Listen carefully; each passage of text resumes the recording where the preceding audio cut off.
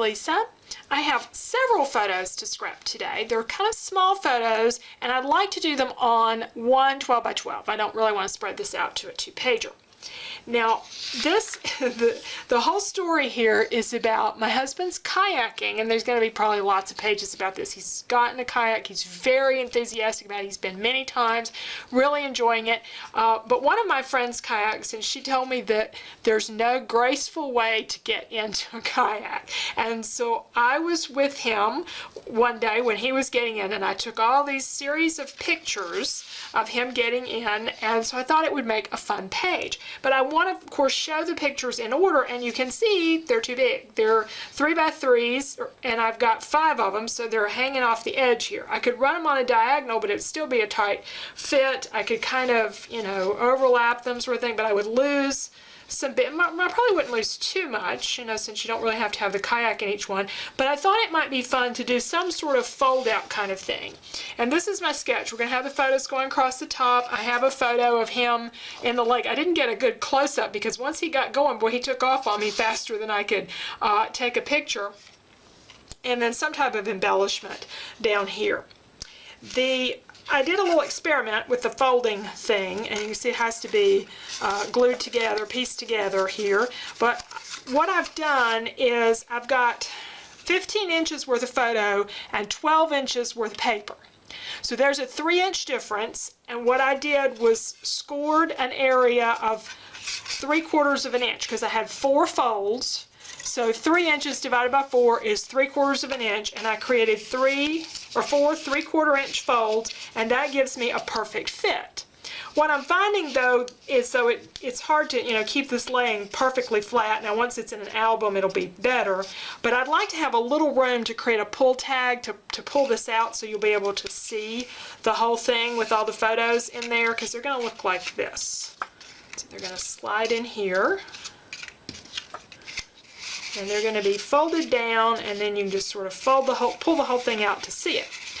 And I feel like I need a little bit of give here, not quite to take up the full 12 inches. So what I think I'm going to do is do a 1-inch score instead of a 3/4 inch score, and that'll make the whole thing an inch smaller, and it'll give me just a little bit more room to play with on the page. The papers I'm using here are from American Crafts. This is an older collection called Monograms, and it has some nice designs on it with solids and some stripes, but it also has lots of things that have letters on them, and so you can cut those up and do other things with them. This red is what I thought I would put cut up this in two 3 by 3 strips, and then we'll do the scoring and stuff. I'll show you that. And I'm planning to use this stripe kind of behind that and try to get some of that color in there, and then we'll do something down here for the border at the bottom. So let me cut this in 2 3 by 3 strips, or 3-inch wide by 12-inch long strips, and then we'll do some scoring and get our photo collage or photo array fixed up. So I have my 2 strips of 3 by 12 paper, and I decided to score this on the back side. I'm not really sure why, but it proves to be a little bit problematic because I kind of forget that I was using the back side. So what happens is I'm scoring it backwards to what I really want. But what I'm doing here is I do 3-inch section, a 1-inch section, a 3-inch section, a 1-inch section, and then just gluing them together, and I want to be sure I have 5 3-inch sections. And this is going to end up with a little bit of extra left over, which is fine. I can always cut that off. But I didn't realize it even at this point that I was backwards until I get it all the way put together, or start to put together, and then I realize, oops, I need it the other way. So I have to sort of flip things around and end up cutting off one of the sections so they meet up right. But if you score it with face up every 3 inches, and then 3-inch, 1-inch, 3-inch, 1-inch, then you can make a nice fold out for 3-inch by 3-inch photos. You can, of course, adjust this to whatever size you want for your particular group of photos.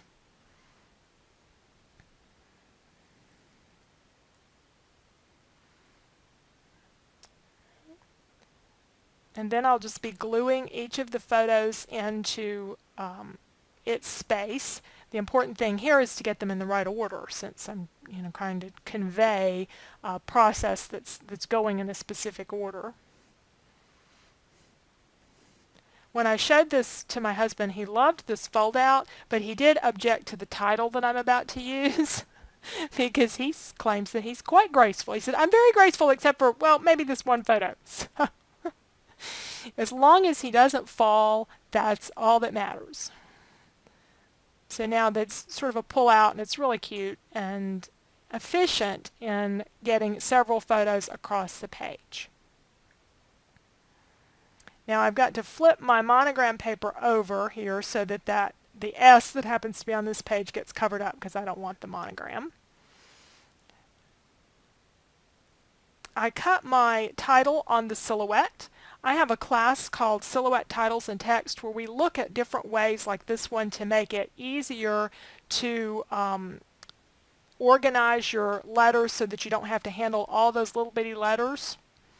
I had a little trouble getting my glue going there, but otherwise, then this has a bottom to it to sort of hold the letters together, and then I'm just gluing them underneath a strip of contrasting paper. So they look like they were just sort of individually slid under there and glued, but this way they're all together. And the Y, I did have to cut the Y off. I didn't have it quite hanging off the paper enough when I had arranged the cut. So I just cut it separately and glued it on separately so that the bottom of the Y would still show like it's supposed to.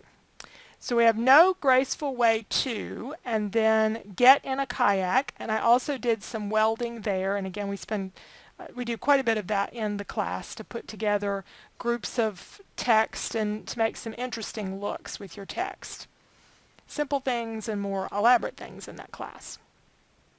Now this particular paper, this checked, I really thought it would make a cool border or mat for the photo. So I've selected a section of it to use as a mat, and the back side of that striped paper has a nice blue that I used up there at the top under the title, and I'm going to use it down at the bottom to punch out a scalloped edge. That's the slit punch from Stampin' Up. It's an old punch.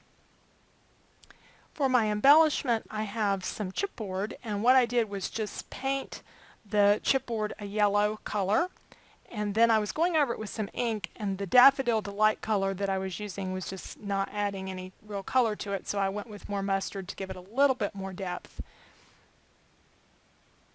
And now we're going to glue this on, and then I've taken some paper that had compasses on it and punched one of those out as my embellishment for the page. And right after I put this on there, I remembered that I wanted to put some washi tape underneath it. So the glue hadn't dried yet, so I pulled it up and put a few pieces of washi tape. I'm putting some down here because I'm going to put some on the tab area, the area that I'm pulling out where the photos are. Kind of decorate that end there a little bit with a couple of different washies.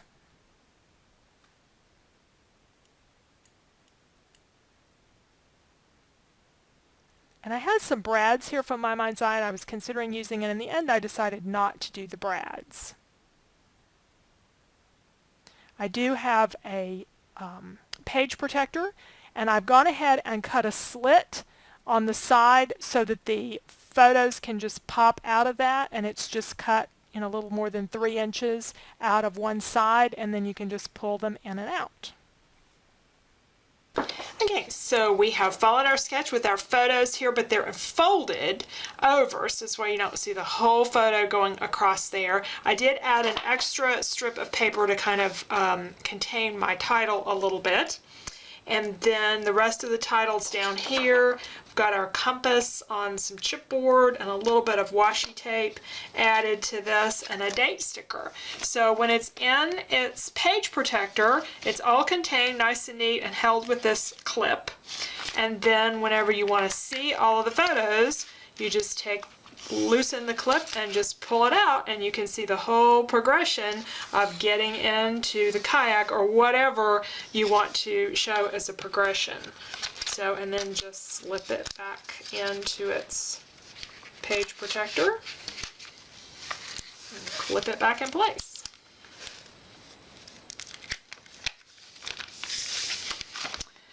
So it's kind of a fun page. It's doing something a little different to get a whole lot of photos into a short amount of space, because we ended up with 6 photos on our 12 by 12 page and still lots of room for the title, journaling, and embellishments. And I don't think it's an overly crowded page at all, with all of these elements on there. So thanks so much for watching today, and I hope you enjoyed this and getting to see something a little different in the way that the photos are arranged. I have been working on a new class for you, and that's why I'm a little bit behind in getting my regular process videos out there, because I normally try to do at least one a week, but we will be picking back up on those because I have completed my last process video for my class, and those have less voiceover and more live, 2 of them, and I'm editing those, getting those uploaded, and so we'll be looking for that class in October. Thanks so much for watching today.